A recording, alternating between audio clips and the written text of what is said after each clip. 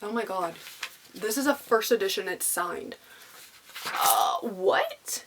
First edition, literally signed by J. Kristoff. Does everybody's have that, or am I just... I got this for $15, not even, like, whatever 15 divided by 2 is, 7.5. I got this for $7.5. $7.50 for a first edition signed copy. That just blew my mind.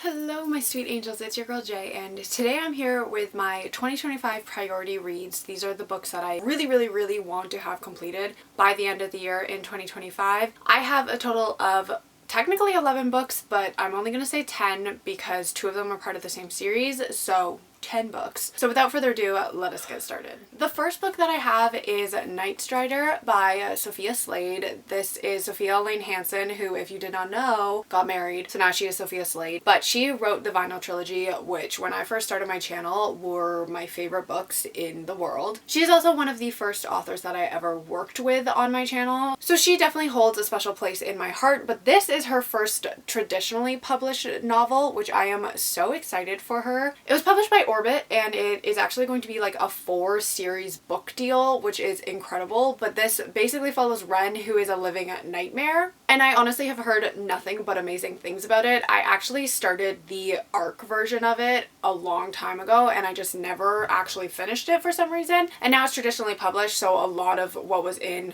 the original indie ARC is changed in this book. I actually got this for my birthday, so I have had it in my hands for quite a while. My birthday was in October.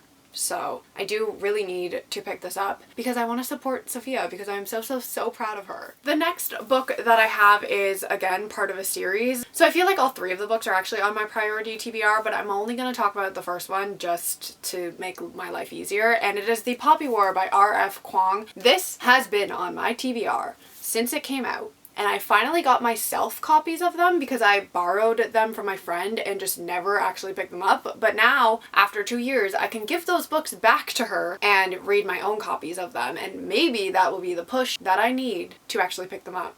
Because this is another series that I have heard literally nothing but good things about, so I want to know what all the hype is about. And I'm not gonna lie to you, I honestly don't even really know what this book or trilogy is about. I know that it has war in it, and that is about all I know because I have tried so hard not to be spoiled for this series, and I want to continue that way, so please don't tell me what it's about. Don't tell me, okay?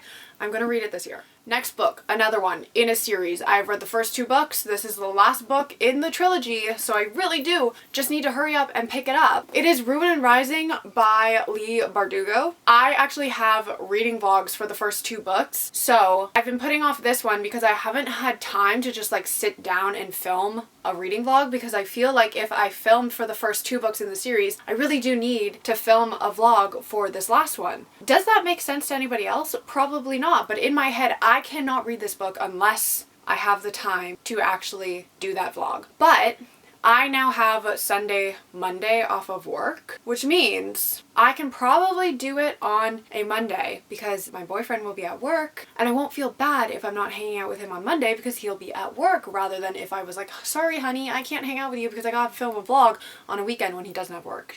You know what I'm saying? Next up is one that I am slowly making my way through this series, and when I say slowly, I mean like a book a year. So we did start in 2020, and we are on the 4th book, so we are a little bit behind. We're a little bit behind, but it is Queen of Shadows by Sarah J. Maas. I just finished Heir of Fire last year, so we need to read the 4th book. Because I am really enjoying my time with these books. This one is just so much bigger than the other ones, I feel, which it probably isn't. I think because my other 3 are paperbacks and this is a hardcover, it just makes it look bigger. I could be totally delusional, which is probably most likely the case, but I do really need to read it because it is getting very interesting now. Things are happening. New characters were introduced in the last book, so I am intrigued. This is just another one where I need to find the time to actually sit down and read it. The next one I have is another Sarah J. Maas book. It is Crescent City. I have been in the middle of this book for about 2 years now.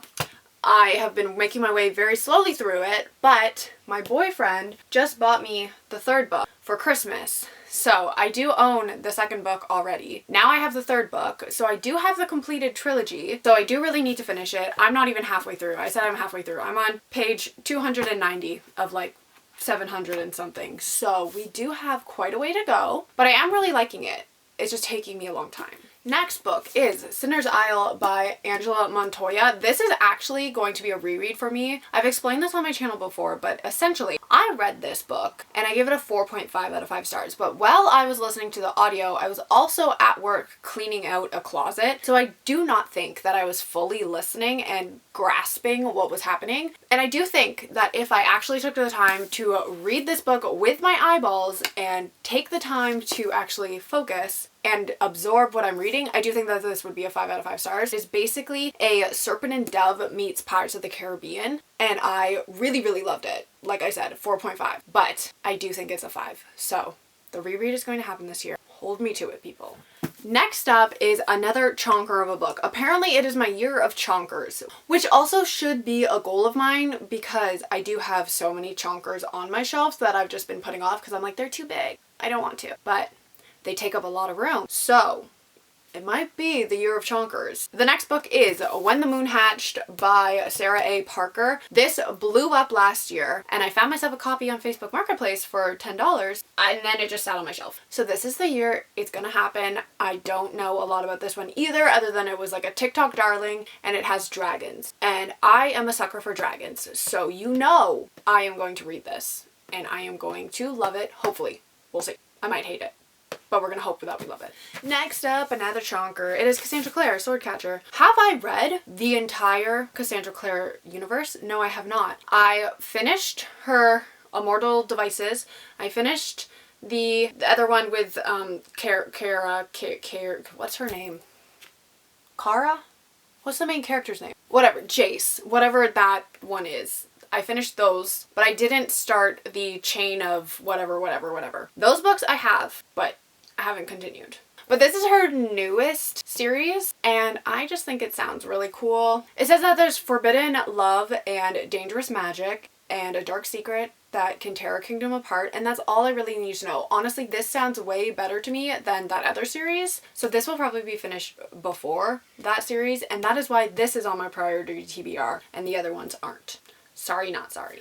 And the next book is Empire of the Vampire by J. Kristoff. I just finished the Nevernight Chronicles and they were so stinking good. So when I found out he was writing another series, I instantly went onto Facebook Marketplace and I was like tappity trying to find it, and I found it and I got both of these books for $15 together. $15 for both of these. These books are like $50 in Canada. So that was an incredible steal in my opinion. I need to read this because I really, really hope that it is as good as the Nevernight Chronicles were for me. And it will become a favorite if it is, because the Nevernight Chronicles are on my favorite list. Spoiler. The last two books that I have are part of the same series. They are Belladonna and Foxglove. These are both by Adeline Grace. There is also a third book called Wisteria, but I don't own that. So I'm only going to talk about the first two, and if I end up loving these, then I'll pick up the third book. But this is basically a girl who falls in love with death, which I think sounds very good. I've heard really good things about these. They have been on my shelves for quite a while, at least the first one. The second one I picked up, I want to say in November or October this year. I guess last year now because it's 2025. Oh my god. Like I said, I have heard nothing but really good things. And they are also like really pretty naked. So I'm really hoping I love them so I can keep them on my shelf. But yeah, those are the final two books on my priority TBR. Crazy. Will these all be done? Don't know. Alright everybody, those are the 11 books that I have on my priority TBR for 2025. Hold me to it. If by like November 2025 I have not read these books, please start yelling at me. Just literally email me, text me, call me. None of you have my phone number, but you know what I'm saying. Message me on Instagram. Just yell at me, please. Let me know down below if you have read any of these books and which ones you think I should read first and what you thought of them. And I will see you all in my next video. Goodbye!